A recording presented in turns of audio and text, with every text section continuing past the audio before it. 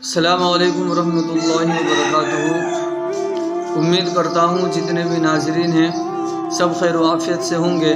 اور اللہ تبارک و تعالی سبھی کو خیر و عافیت سے رکھے۔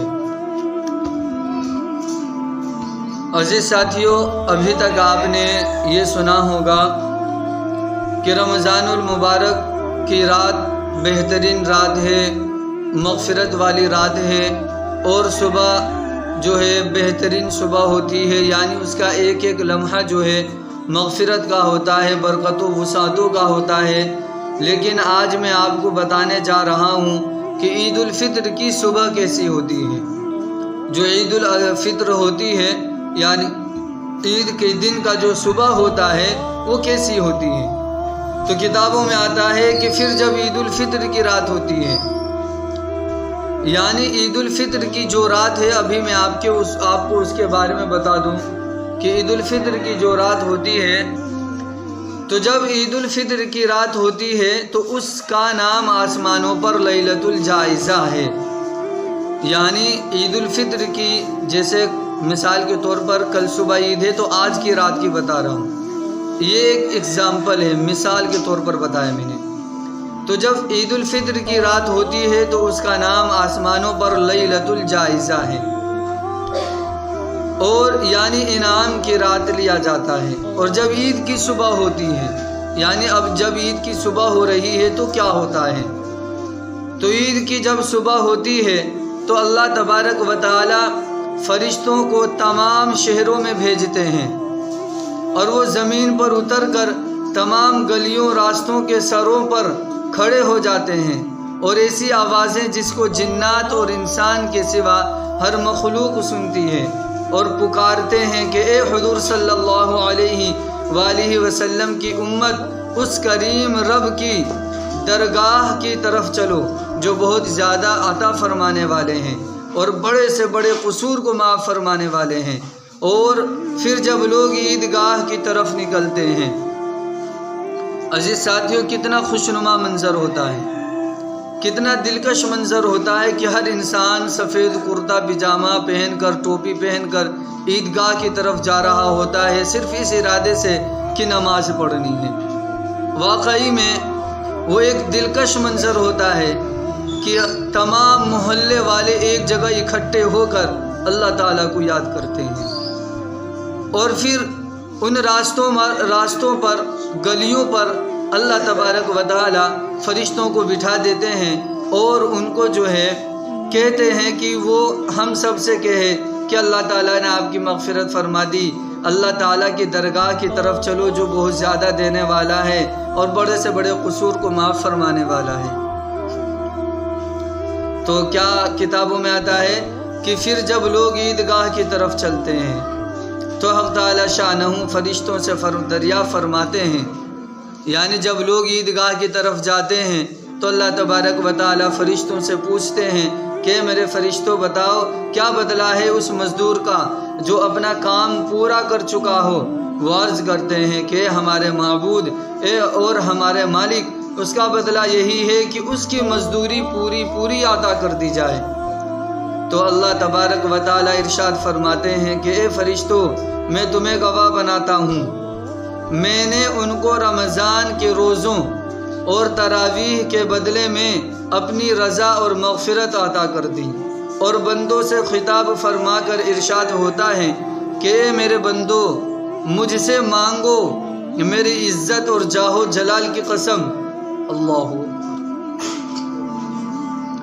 عزیز ساتھیوں، کتنا دلکش منظر ہوتا ہے کہ انسان، سارے آدمی جو ہے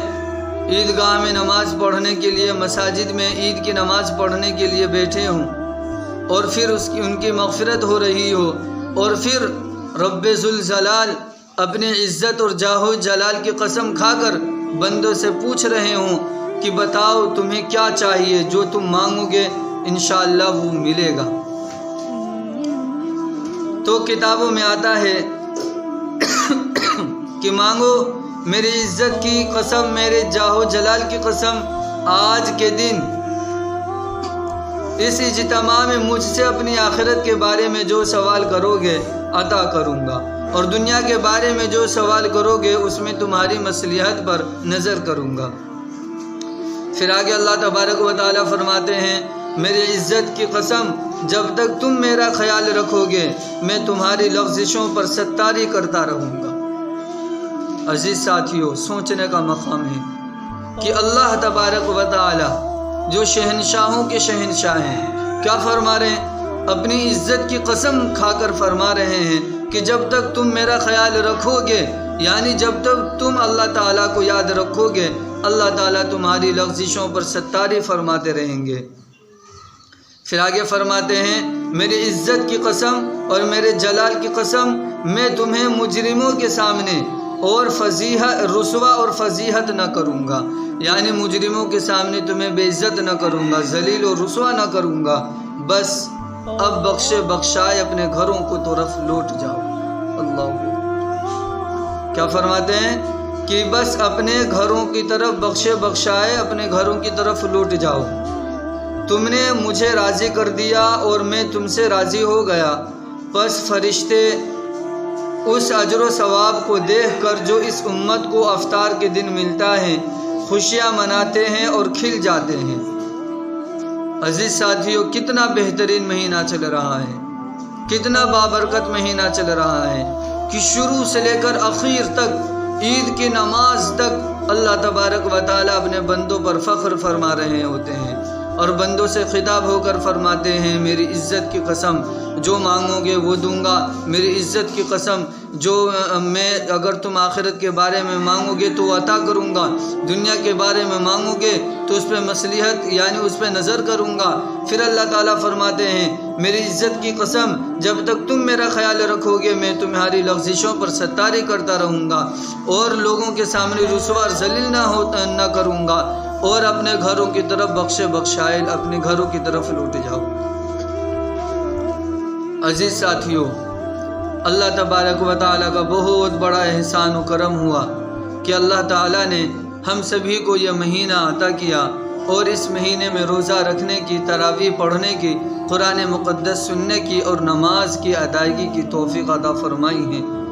اللہ تبارک و تعالیٰ سے دعا کرتا ہوں کہ اللہ تبارک و تعالیٰ آنے والا جو رمضان المبارک ہے وہ ہم سبھی کو عطا فرمائیں اور اللہ تبارک و تعالیٰ ہماری لغزشوں کو معاف فرما دے اور ہمیں بھی بخش بخشایوں میں شامل فرما دے۔ اللہم اجعلنا منہم، یا اللہ ہم سب کو ان میں عطا فرما دے اور ہم سبھی کو بخش بخشائے میں شامل فرما دے۔